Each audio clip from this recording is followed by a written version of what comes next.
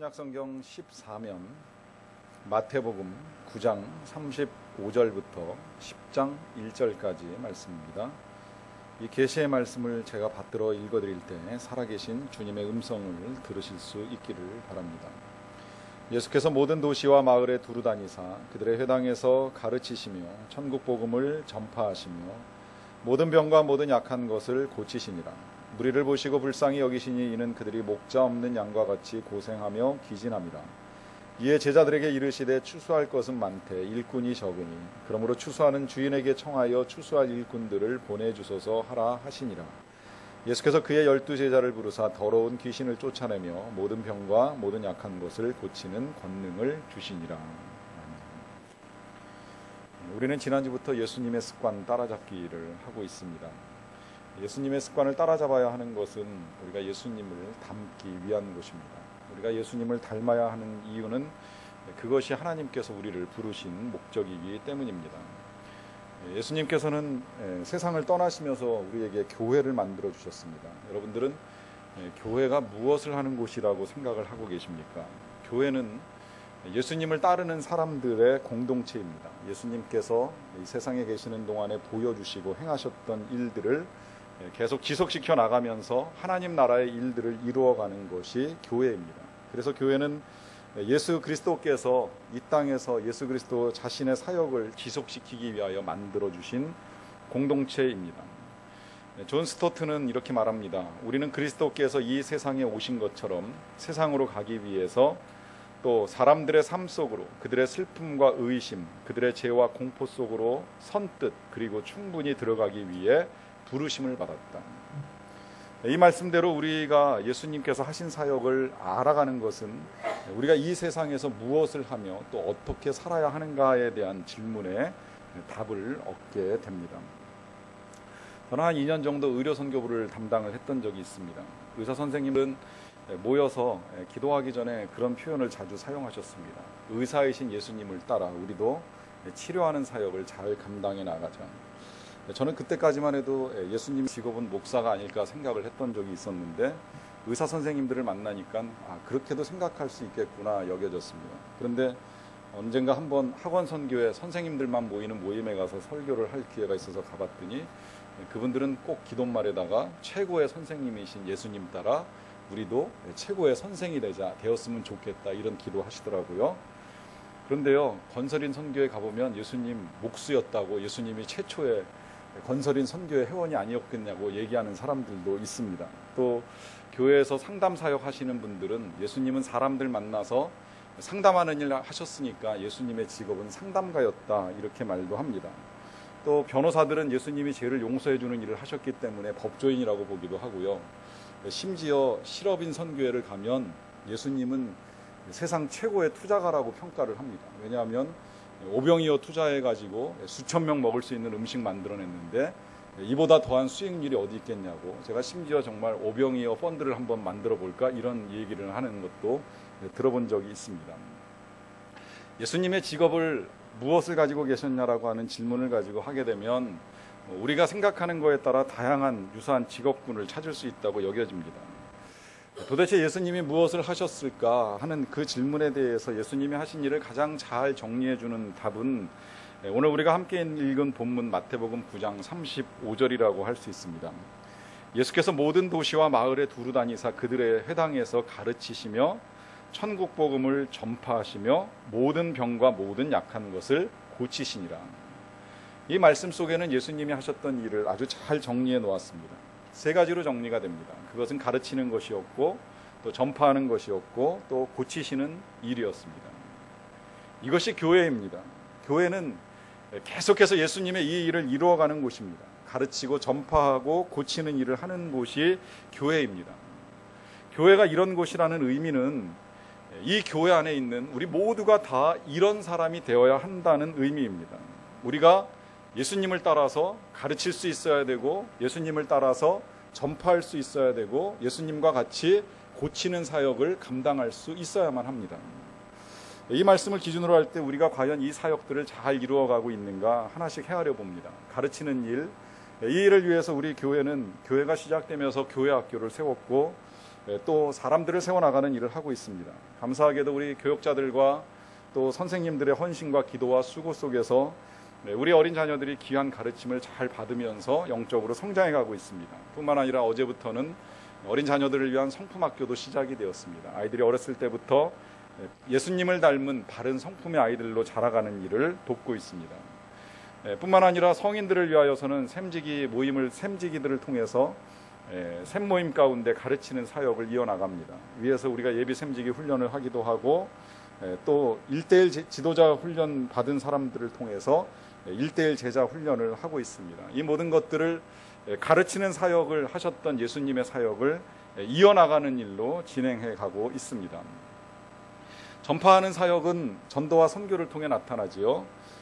우리가 직접 선교를 못하는 경우에 이제 우리 교회는 지금 현재 6개 나라의 6명의 선교사님들을 후원하고 중보 기도해 주는 일을 하고 있습니다. 또 복음을 증거해야 되지만 어려운 지역의 교회들을 도와나가는 일들도 몇 교회를 하고 있습니다. 하지만 남을 돕는 것만으로 선교와 전도의 사역이 끝나지 않기에 우리는 지난 8월에 직접 선교의 사역에 참여를 하고 온 적도 있습니다. 또 귀한 행사가 있을 때마다 학교 전도를 나가기도 하고 또 소망 꿈잔치 같은 것들을 통하여서 지역 주변에 주님의 사랑을 알리고 전하는 일을 하게 됩니다. 하지만 여기에서 그치는 것이 아니라 우리는 우리의 삶의 자리에서 또 이 지역에서나 어디에서나 주님과 교회를 알리는 사역을 앞으로도 계속 해나가야 될 것입니다. 이제 이 두 가지 사역과 함께 남은 하나의 사역은 고치는 사역입니다. 치유의 사역인데요. 이 사역 과연 우리가 어떻게 이루어가고 있을까요? 먼저 우리 각자에게 한번 다시 질문을 해보십시오. 나는 가르치는 사역과 또 전파하는 사역 그리고 치료하는 사역을 잘 감당하고 있는 그리스도인인가? 이 세 가지의 사역들을 우리가 놓고 점검을 하다 보면 아무래도 마지막 사역에 제일 의구심이 많이 생기리라고 여겨집니다. 가르치는 거야 배우고 또 때가 돼서 기회가 닿으면 가르칠 수 있다고 생각하고 또 전파하는 것이야 역시 그것도 기회가 닿으면 전도하고 선교하면 되는데 내가 과연 치료하는 사역을 잘 감당할 수 있을까? 이 사역은 전문적인 의사들만이 할 수 있는 영역이 아닌가? 과연 나에게 이것을 할 수 있는 능력이 있는가 없는가 하는 질문을 하게 됩니다. 오늘 본문 마지막 10장 1절 보시게 되면 이런 말씀이 있습니다. 예수님께서 그의 12제자를 부르사 더러운 귀신을 쫓아내며 모든 병과 모든 약한 것을 고치는 권능을 주시니라. 예수님께서 12명의 제자를 부르셨습니다. 그리고 권능을 주셨다고 말씀해요. 그 권능 첫째는 더러운 귀신을 쫓아내는 권능이고요. 또 두 번째는 모든 병과 모든 약한 것을 고치는 권능이라고 성경이 분명하게 말씀합니다. 이것을 제자들에게 주셨다 그래요. 여러분 이 말씀, 지금 예수님께서 제자들에게 권능을 주셨다는 이 기록된 내용이 사실이라고 믿으십니까? 이 제자들에게 예수님께서 권능을 주셨다라고 하는 사실을 우리가 믿든 안 믿든 그것은 분명한 사실입니다. 우리가 의심을 갖는다고 할지라도 이 성경에 기록된 사실을 우리가 부정할 수는 없습니다. 분명히 예수님께서는 제자들에게 권능을 주셨습니다. 그리고 제자들은 그 권능을 가지고 나가서 실제로 사람들을 고치는 일을 해봅니다. 처음에는 기가 막히게 잘 됐어요. 그들도 놀래서 돌아와 가지고 그들이 행한 일을 예수님에게 신나서 보고를 하는 경험을 갖습니다. 그렇다고 끝까지 다 잘 된 건 아니에요. 중간에 예수님이 제자 3명만 데리고 산에 잠시 올라가신 동안에 어떤 사람이 아들 환자를 데리고 왔는데 이 아들을 제자 9명이 고치려고 애를 썼는데 고치지 못하는 일이 일어났습니다. 나중에 예수님이 오셔가지고 고쳐주시긴 하셨지만 제자들도 그 일이 답답해가지고 나중에 일이 다 끝나고 난 다음에 몰래 예수님한테 질문을 해요. 왜 예수님은 하시는데 우리는 할 수 없지요? 라고 하는 질문을 했던 적이 있어요. 그러니까 제자들이 할 때도 있었고 못할 때도 있었습니다.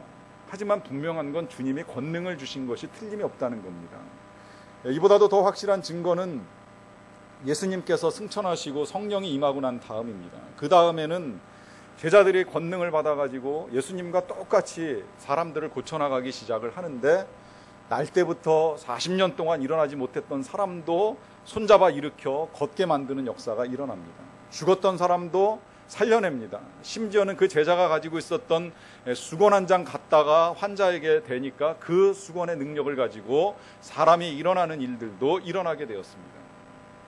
제자들에게 권능을 주셨다는 거예요.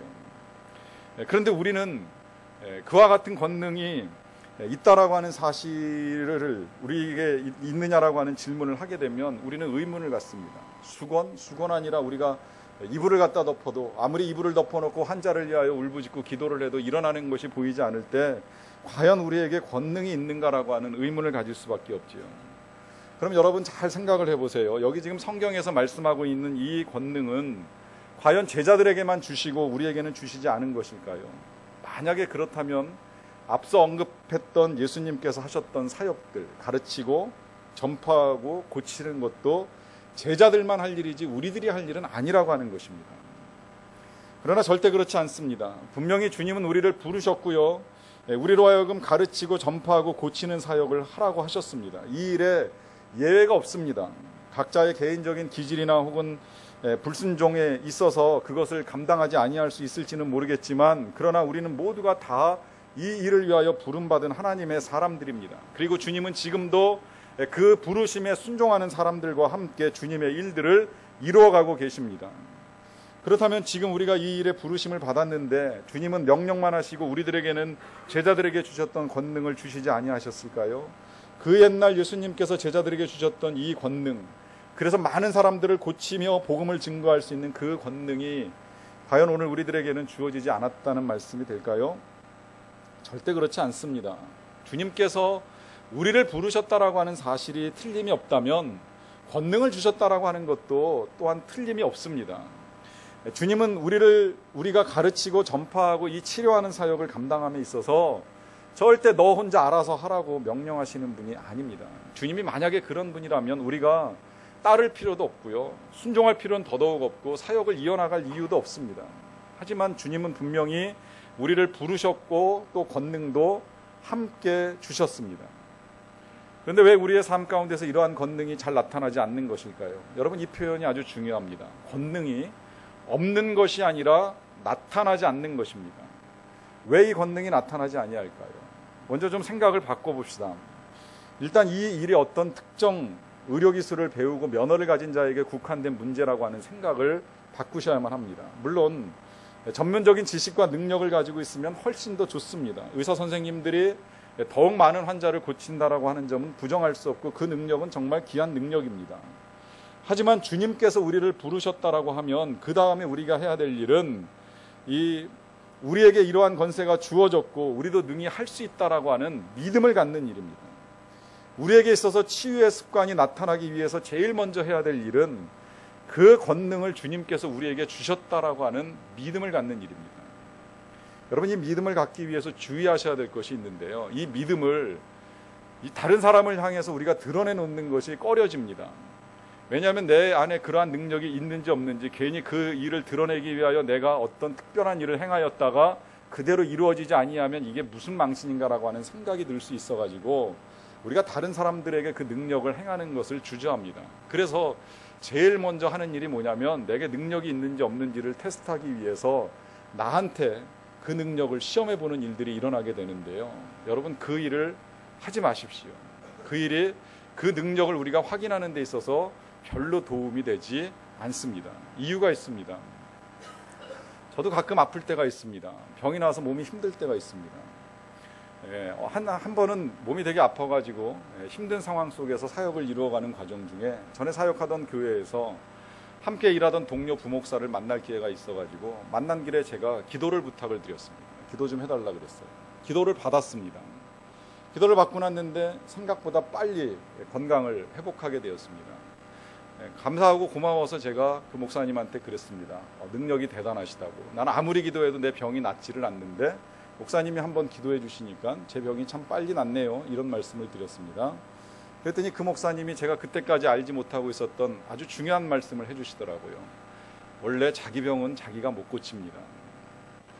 그 말씀이 정확했어요. 그분이 그러면서 하시는 말씀이 사도 바울도 수많은 사람들을 고쳤지만 자기 병은 끝내 고치지 못하였다고 말씀을 합니다. 여러분, 이게 맞아요. 내가 내 병 고치는 게 쉬운 일이 아니라는 거예요. 사도 바울도 그 일은 하지 못했어요. 사도 바울은 자신 안에 있는 질병을 자기가 고치기 위해서 긴 시간 동안 금식하는 일을 무려 3번이나 반복을 했습니다. 근데도 그 병이 고쳐지지 아니하여 가지고 끝내 그걸 육체의 가시로 받아들이고 그 자체로 그냥 인생을 살아갑니다.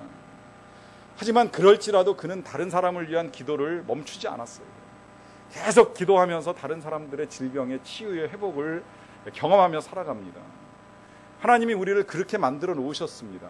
비록 내가 내 병을 못 고친다고 하더라도요, 다른 사람들을 고칠 만한 능력을 주셨다는 사실을 믿으십시오. 내가 내 몸에 손대서 내 병이 안 낫는다고 해서 능력이 없는 것이 아니라 내 병이기 때문에 내가 못 고칠 뿐이지 다른 사람을 위하여서는 또 다른 능력이 나올 수 있다는 사실을 먼저 믿으시기 바랍니다. 그 다음에 할 일이 있어요. 그것은 그 다음에 보는 것입니다. 본문 36절에 주님은 무리를 보셨다 그래요. 언젠가 제가 그런 말씀 드렸습니다. 우리는 관심을 가진 것만 보게 된다 말씀드렸어요. 주님의 관심은 사람들이었습니다. 그래서 무리를 보셨어요. 그 보신 무리들이 목자 없는 양같이 고생하며 기진하는 것을 보셨다고 말씀을 합니다. 의사는 환자가 오게 되면 제일 먼저 하는 일이 환자를 관찰하는 일이지요. 환부를 열어봅니다. 직접 볼 수 없으면 엑스레이라든지 아니면 내시경을 통해서 보기도 하고요. 좀 더 정확하게 보기 위해서는 CT나 MRI 등 기계를 사용을 합니다. 이런 것들을 통해서 환자를 관찰하는 이유는 환자에게 어떤 문제가 있는지를 정확하게 보는 것입니다. 그래서 어떤 고통 가운데 병원을 찾게 되었는지 확인을 하죠. 이유는 정확하게 봐야지만 정확하게 치유할 수 있기 때문입니다. 그래서 어떤 기구를 사용하든지 그것은 환자를 치료하기 위한 출발점이 됩니다. 보는 것에서 치료가 시작된다는 거예요. 우리가 누군가의 치료자로 서기 위해서 제일 먼저 해야 될 일은 그들의 아픔을 보는 것입니다. 우리가 주님을 대신하여 누군가를 위한 치유의 사역을 감당할 때 제일 먼저 필요한 것은 그들이 고생하며 기진하는 것이 우리의 눈에 보여야만 합니다. 근데 안타깝게도 이 땅을 살아가는 대부분의 사람들은 자신들의 문제에 너무 깊이 빠져 있어서 고통받는 이웃을 보는 것이 쉽지 않아요. 혹은 너무 바빠서 남의 고통을 돌아볼 여유가 없습니다. 어제도 신문 한 편에 조그마한 사진이 하나 실렸어요. 제목은 장애인 복지관을 건립하는 것을 반대하는 아파트의 공문이라고 하는 기사였습니다. 장애인은 우리와 함께 더불어 살아가야 될 그야말로 고생하며 기진하는 이웃입니다. 그들에게도 생존이 필요하고 생활에 필요한 복지시설들이 만들어져야 합니다. 그런데 그것이 우리가 살고 있는 근처에 오는 것을 용납할 수 없다는 거예요. 이유는 집값이 떨어진다는 거겠지요. 이 아파트값, 돈 때문에 나와 함께 더불어 가야 될 이웃을 돌아보는 일이 어려운 시대에 우리가 살아가고 있습니다. 또 때때로 우리 너무나도 바쁘기 때문에 남의 고통을 돌아보는 것이 정말 어려운데요. 미국의 유명한 정신의학자이며 호스피스 운동의 선구자로 알려져 있는 엘리자베스 키블러 로스, 아마 들어보셨으리라고 여겨집니다. 베스트셀러인 인생 수업이라고 하는 책을 쓰신 분인데요. 이 책에서 이분이 자신의 경험 한 가지를 이렇게 소개합니다. 한 번은 뉴욕에서 1,500명을 상대로 해서 강연을 했어요. 강연을 끝나고 나니까 수백 명이 사인을 받고자 기다렸습니다. 서둘러서 사인을 해주는데 다음 장소로 비행기를 타고 이동을 해서 강의를 해야 되는 문제 때문에 줄 서 있는 사람에게 다 사인을 해주지 못하고 그만 공항으로 갈 수밖에 없게 되었다고 합니다. 공항에서 이제 급하게 수속을 마치고 화장실을 찾아 들어갔는데 화장실 안에 앉아 있는데 누군가 화장실 문틈으로 아마 밑으로 집어넣겠지요. 자신이 쓴 책과 함께 펜을 들밀면서 사인을 해달라는 거예요. 박사님 사인을 좀 부탁합니다. 이 로스 박사가 서둘러서 볼 일을 마치고 밖으로 나왔습니다. 도대체 누가 이 무례한 일을 하는지 얼굴을 보고자 해가지고 나와보니까 뜻밖의 수녀님 한 분이 계시더라는 거예요. 그래서 어떻게 이런 일을 하느냐고 이제 말을 꺼내기가 무섭게 수녀님이 말을 가로채면서 하나님의 은총입니다 그러더래요. 이상했죠. 남의 화장실 볼일 보는데 책 뒤밀어 놓고서 하나님의 은혜입니다 그러니 이해가 안 가죠. 수녀가 설명을 합니다. 사실은 박사님, 제 동료 수녀 중에 한 사람이 병상에서 죽어가고 있습니다. 박사님을 너무나도 만나고 싶어 했고 강연장에도 오고 싶어 했는데 올 수 있는 형편이 아니었습니다. 그래서 저는 그 친구를 대신해서 이 세상의 마지막 선물로 오늘 말씀하신 강연을 녹음해서 테이프와 함께 박사님의 친필 사인이 들어있는 책을 선물하려고 했습니다. 그래서 강의를 듣고 사인을 기다리는데 줄이 너무 길어서 사인을 못 받았지요. 그래서 그냥 공항으로 돌아오는 길이었는데 여기서 박사님께서 화장실에 들어가는 것을 보게 될 줄이야. 이것이 하나님의 은총이 아니고 무엇이겠습니까? 저자는 오랫동안 많은 사람들의 고통을 치유해 주는 일에 헌신해 왔습니다. 이와 관련된 강의도 많이 해왔고요. 그러나 정작 자신은 자신의 스케줄에 너무나도 바빠서 진정으로 치유가 필요한 사람들을 볼 수가 없었다고 고백을 합니다. 우리도 그럴 수 있습니다. 내가 바쁘고 내가 힘들다라고 하는 이유 때문에 내 곁에서 누가 고통을 당하고 있는지를 돌아볼 겨를을 갖지 못한다는 거예요. 저는 우리 교회에서 소그룹으로 모이는 샘 모임을 중요하게 생각하는 이유가 있습니다. 저는 이것의 중요성을 교회가 굴러갈 수 있는 두 바퀴 중에 하나의 바퀴라고까지 표현을 합니다. 교회가 굴러가는데 우리의 예배가 하나의 바퀴라면 또 하나의 축이 되는 것은 샘 모임이다. 왜냐하면 이 샘 속에서 만남이 이루어지기 때문입니다. 만남 속에서 우리는 보게 됩니다. 누가 치유가 필요한지, 누가 고통을 당하고 있는지, 누가 어떤 어려움 가운데 있는지, 누가 말씀처럼 고생하며 기진하고 있는지를 보게 됩니다. 그리고 그러한 일을 보게 되면 위로하고 기도하는 일을 하게 됩니다. 부족하지만 우리의 기도와 우리의 위로를 통하여서 일하실 하나님께서 역사하실 것을 믿고 맡기고 우리는 기도를 통해서 치료의 사역을 이루어가는 것입니다. 저는 이 모임은 세상의 모임과 다르다고 생각합니다. 물론 세상에서도 얼마든지 보는 일은 가능합니다. 누가 얼마나 힘든지 어려운지를 볼 수는 있습니다. 하지만 그런 모임 속에서 치료의 능력을 기대한다는 건 어렵습니다. 하지만 우리는 샘 모임을 통해서 누군가 우리의 돌봄이 필요한가를 보게 되고 그리고 함께 기도함을 통하여서 하나님의 치료의 사역을 이루어갈 수가 있게 됩니다. 하지만 때때로 우리는 기도함에도 불구하고 우리가 생각하는 치료의 역사가 그리 크게 나타나지 않는 것 같을 때가 있어요. 분명히 권세를 주셨다 했고 또 그 권세를 믿고 함께 기도하는데 우리에게서 나타나는 능력 왜 이렇게도 미미한가 할 때가 있습니다. 우리가 예수님의 습관을 따라가면서 치유의 일들을 이루어가기 위해서 보는 것만으로 족하지 않습니다. 해야 될 일이 한 가지가 있습니다. 예수님께서는요, 무리를 보시는 것에서만 그치신 것이 아니라 불쌍히 여기셨습니다. 이 불쌍히 여기는 마음, 이 긍휼히 여기는 마음이 바로 치료의 능력으로 나타나게 되어 있습니다. 잭 하이스라고 하는 목사님이 어느 날 아침에 식당에 갔어요. 식당에 갔는데 그 식당에서 이제 이 목사님을 섬기는 종업원이 아주 서빙이 불친절하더라는 거예요. 아주 주인을 만나서 항의하고 싶을 정도였습니다. 그러나 그럴수록 마음을 가라앉혀야 되겠다 생각이 들어서 잠시 기도를 드리셨습니다. 기도하고 나니까 그런 마음이 들더래요. 무슨 이유가 있지 않겠는가. 그래서 오히려 식사를 마치고 나오면서 보통 미국 사람들이 그 음식값의 일정 비율로 내는 팁보다도 훨씬 더 많은 팁을 테이블에다가 올려놓고 식당을 나오게 됐다고 합니다. 그랬더니 그 종업원이 쫓아나왔어요. 쫓아나와가지고 붙잡으면서 손님 팁을 잘못 놓으신 거 아니냐고 질문을 하더라는 거예요. 그래서 아닙니다. 당신을 위한 팁입니다. 당신 얼굴이 안 되어 보여가지고 오늘 용기를 드리고 싶었습니다. 그렇게 대답을 했어요. 그랬더니 그녀가 눈물을 글썽이면서 이렇게 말을 했다고 합니다. 제가 오늘 무례했지요. 죄송합니다. 이해해 주십시오. 실은 제가 어제 남편에게 이혼을 당했습니다. 그래서 이 잭 하이스 목사님은 그녀 곁에 앉아서 그녀와 함께 복음을 나누고 그녀를 위로해 주었다고 합니다. 상처 입은 영혼을 위한 치유는 바로 이렇게 불쌍히 여기는 마음에서부터 시작이 됩니다. 여러분, 이 일은 목사에게만 필요한 일도 아니고요. 또 목사에게만 가능한 일도 분명히 아닙니다. 요새 신문을 보면 되게 재미없다는 생각이 들 때가 많아요. 독도 문제로 계속 일본하고 싸워나가는 것도 그렇게 썩 마음이 편안하진 않고요. 또 계속해서 매일같이 신문 기사에 올라오는 그 폭력 이야기, 성폭력, 주폭 이야기 영 보기가 안 좋습니다. 또 대통령 후보들을 둘러싸고 있는 여러 가지 정치 싸움도 보는 일이 결코 유쾌하지 않습니다. 이 재미없는 기사들을 넘기다가 어제 그저께 마음을 훈훈하게 해주는 기사 한 편이 제 눈에 들어왔습니다. 아마 보신 분도 계시리라고 생각이 되는데요. 주인공은 미국에 사는 아시안 암 환우회의 회장인 손경미 씨입니다. 이분이 이번에 한국을 방문했는데 생명의 출판사, 어제 서점 잠깐 들려보니까 생명의 출판사에서, 생명의 말씀사에서 이분이 쓴 책이 나왔더라고요. 이 주인공 손경미 씨가 4년 동안, 지난 4년 동안 6번의 암 수술을 받았다고 합니다. 그리고 현재에도 눈 뒤쪽 뇌에 수술할 수 없는 부위에 아직도 콩알만한 종양이 자리를 잡고 있다고 해요. 그로 인한 통증 때문에 수시로 두통이 참기 힘들게 찾아온다고 합니다. 암 때문에 난소도 제거했고요. 또 거듭된 수술로 인하여 구부정해진 몸을 바로잡기 위한 수술도 했다고 합니다.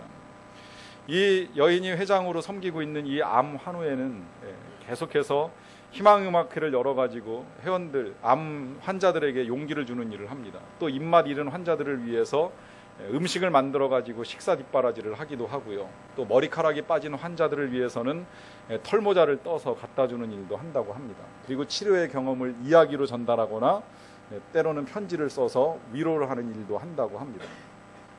이 여인이 건강해서 이 일을 하는 게 아니라는 거예요. 완치되고 나서 이 일을 시작한 것도 아닙니다.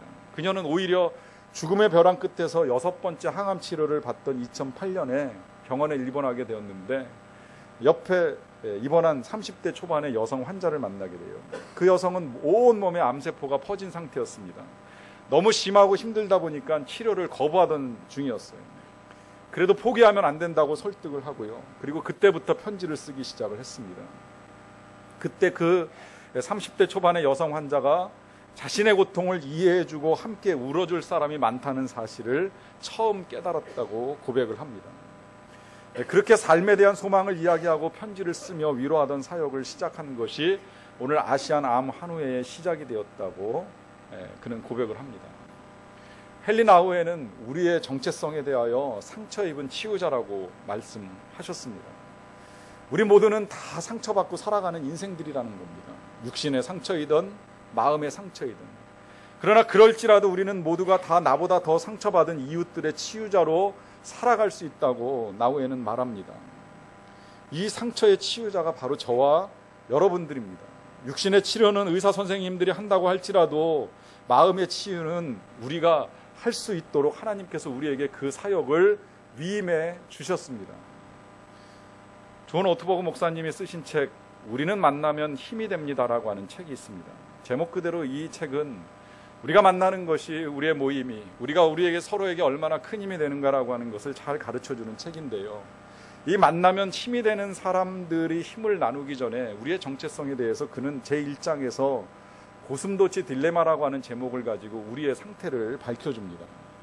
이 책에서 저자가 이 고슴도치라고 하는 짐승이 아주 외로운 동물이라고 해요. 고슴도치는 떼로 다니는 법이 없다고 합니다.